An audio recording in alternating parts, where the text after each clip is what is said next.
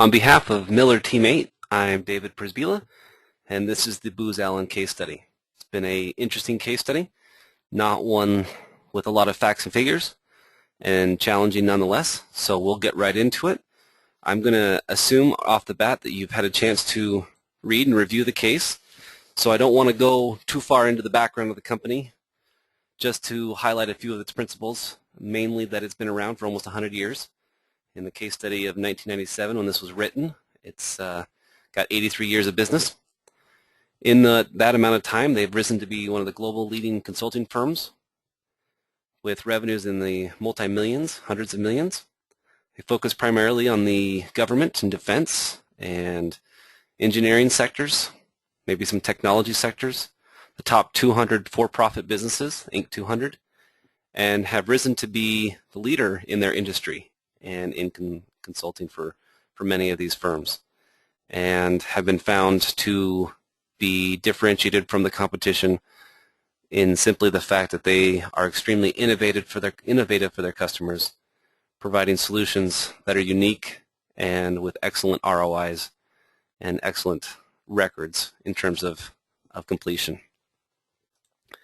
So you look at this and you say, well, what's the problem with Booz-Allen? They've got a key portfolio. They know who they're going after. They've been in business for many, many years, a lot longer than most businesses. They're very innovative with their customers, and they've got a strategy of how to approach those customers and how to be successful. So what's the challenge that they have? And the challenge isn't external to the business. It's internal. They are stale internally. They're looking for ways to be innovative inside their organization. So the key problem, how do we capture innovation within the walls of Booz-Allen? Well, the way to approach this key problem is to look at some of the smaller problems or symptoms. Sun Tzu in The Art of War said, in war, avoid what is strong and strike at what is weak. And by striking at some of these weaker problems and symptoms, we can overall accomplish the same goal of attacking the key problem of innovation, and we'll get into that more as we look at these. And we look at these problems. We first start with one of the key problems is the company culture. There seems to be a hierarchical command. I say, you do. A few key partners with key relationships. Specifically in the article, it said, and I quote, "Partners serviced their own clients under what was little more than a shared administrative structure and brand name." So very siloed. Key partners had their relationships, they kept them close, and very little employee engagement otherwise, very little opportunity for growth. There's a limited scope of interaction with clients.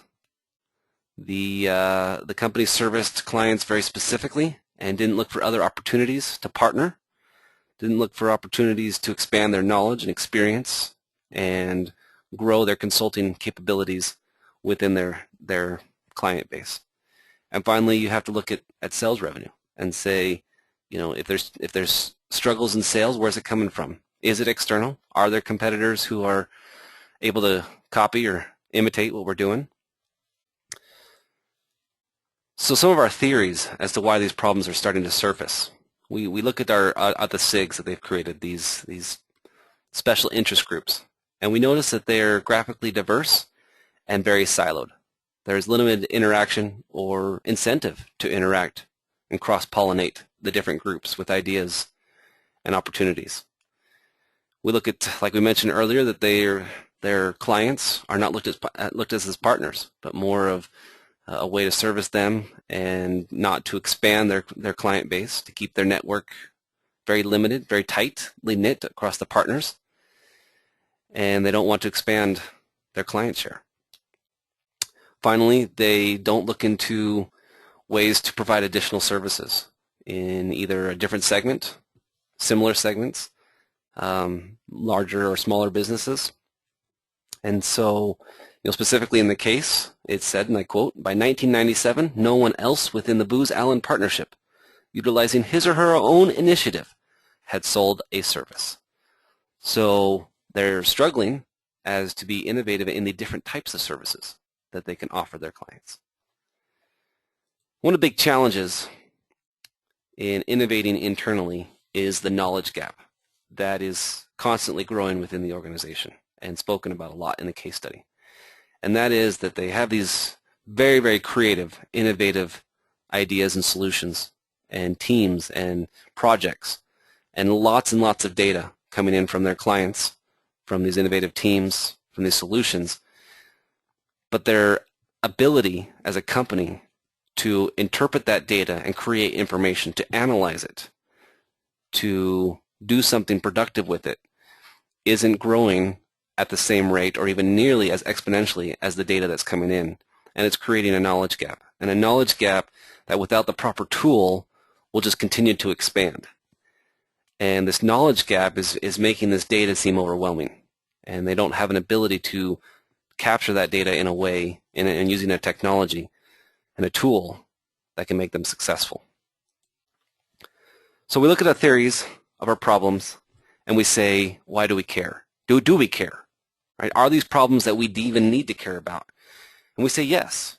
These are very critical problems. You're at a corporate crossroads of growth. You have your key partners who have kept their contacts internally and probably limited your opportunity to grow as an organization because you're not willing to expand your network and share resources within your company.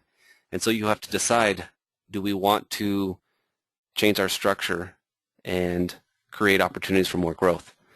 You look at their revenue and you say, well, if it's slowing, why is that? Money is the oil that keeps the machine running. So if they're slowing, then yeah, we definitely need to care about the longevity of our business. And we also have to care about competitors trying to imitate what we're doing as an organization. And the more similar that they appear, and the more we let them become like us as an organization, and we don't innovate, and we aren't creative internally, then they look a lot like us. And then our product is devalued, and ultimately we lose profits and revenues because of that. So what's the solution? What do we need to do? Because this is an internal problem, the number one and most important solution is create a change. Create a culture of change. Change the culture and create one. And the way to do that, we'll talk about here in just a minute, but the importance of this is critical to the long-term vitality of the business and the opportunity to grow it into segments that are well outside of the current reach because of the model and the setup of the organization currently. And the first way is we look at knowledge. We come up with a solution for knowledge sharing, and we do that by increasing knowledge sharing through a variety of ways. And we start with an open trusting environment. We start by creating opportunities for an open door policy, employees to come up with ideas both internally and externally. We allow for participative decision making. Let employees feel empowered to make decisions, to execute decisions, to make mistakes, to learn from their mistakes. We increase shared expectations so that the KPIs and goals are not only across the top, but they're all the way down to the individual employee. We create a bonus program accordingly. We have to, we talked about the tool. We have to bring that tool in, the technology tool that can interpret this knowledge. We'll talk about that just briefly here in a minute. We recommend creating a dream team. So if you've got creative innovators within your organization that are working with clients, have them come in and figure out same solutions internally for your own organization. And finally, increase client involvement. Get them involved in your business. Create partnerships. Create cultures where they can help each other and a network and an environment and a society. And one of the main key elements of creating this knowledge solution is historically, and much is the case in Booz-Allen, is their model in a traditional business is very linear. The sales department, marketing, service, accounts, wherever it might be, there's very little overlapping interaction to the customer. And bringing that knowledge in across multiple departments is non-existent. And most often this creates a culture of biting, backbiting, fighting, name-calling, pointing fingers. And the way to eliminate all that is with a CRM tool, a customer relationship management software tool, which takes that linear process and turns it into a fluid process. so that all that information becomes completely transparent across all levels of the organization. KPIs can be better measured. Marketing and sales can work together because they know who's touching the customers, who's interacting, how they're being interacted with, what kind of information they're getting, what kind of feedback they're getting across all of the levels of the business. And so by creating a CRM, we're essentially reducing the knowledge gap that's existing within the company because the tool doesn't exist in order to properly interpret that information. Part of that culture change requires a significant change in how employees are felt, are progressed, are treated, and are able to feel like they're a part of the company, feel like they have an opportunity to grow and be influential. So that requires a specific career path. Excuse me. A career path which enables them to grow, possibly even become a partner within the firm. We'll talk a little bit more about that in just a second. We talk about employee rotation, get them cross-pollinated within other programs, other SIGs, other areas that they can increase their knowledge. Create a program that makes employees want to stay within the organization. In most of these consulting firms, employees that go and do the consulting end up being hired by those companies because they are experts. You have to find a way to keep them. In this type of organization, your employee is your resource. They are your knowledge. They've done that before, and it takes a lot of resources and very expensive to bring new employees on. One of the ways that you can create a career path is for your junior executives or your new employees to allow them to take some of your most innovative approaches, create a cookie cutter solution, and offer that to a wider range of businesses, more of your medium-sized businesses that require less human capital, that can take more of a cookie cutter approach and still be successful in their organization. We recommend a CRM, but also a sales tool, like a Salesforce tool, to manage your sales staff and to expand your network and to allow your salespeople to share resources. We recommend providing reports to your industry, much like the Gartner reports, that you can, with all this data that's non-proprietary and non-confidential, you can bring out into the industry and become a leader in that way and sell those reports or offer them as a differentiator to your clients. And finally, find ways to provide additional services, additional consulting to your companies. And in analyzing this report in this case study, one of the key elements was looking at a SWOT analysis, not from what was present, but what was from missing. What was missing from this case study? What things weren't talked about? And a CRM, a sales tool, a Salesforce, those type of things were missing, and a career path and an organizational culture that was conducive to employees growing. So as we did our SWOT, we added some. We looked at this and we said, well, what's missing? And so we did a lot of that analysis. We looked at our value discipline as who we are and who we want to become. And we noticed that there's opportunities to become more excellent at delivering product leadership, being more efficient at delivering an innovative product to our customers. We looked at the sales and we said, there's got to be a better sales framework. If we're looking at clients of the top 200 tier or government, you're looking from a 9-month to 3-year sales cycle. So you've got to have excellent tracking, excellent persistence, and an excellent training program so that your salespeople are successful. What does this require? It's simple. It requires commitment from the top. Are the partners willing to expand their network, to release those tight-knit contacts that they have, and grow this into a business that can flourish because they create a culture that flourishes internally?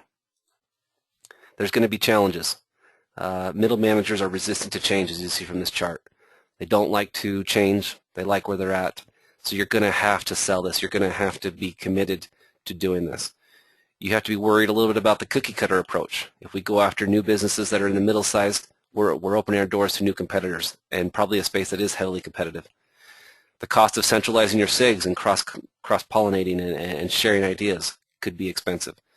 All of these are fallouts that could potentially happen, but in order to expand your company to the growth and size that you want it to be, these are things that you have to do and you have to face. And you can face simply by being committed to the program, as we've talked about here. The risk-reward ratio, key element of all this, is do we reduce that ratio? Well, Dickey from the partners said, wheels are being reinvented time and time again. And our solutions here are simply looking at things that have successfully been proven, implemented, and created an ROI for businesses elsewhere, and bringing those successes and those tools into this industry. The CRM into this industry, a sales tool, a sales program. All of these are proven to be successful. And so by bringing these in, we are innovative in a way, but we are heavily reducing the risks and thereby increasing the rewards. Till next time, we'll talk to you soon.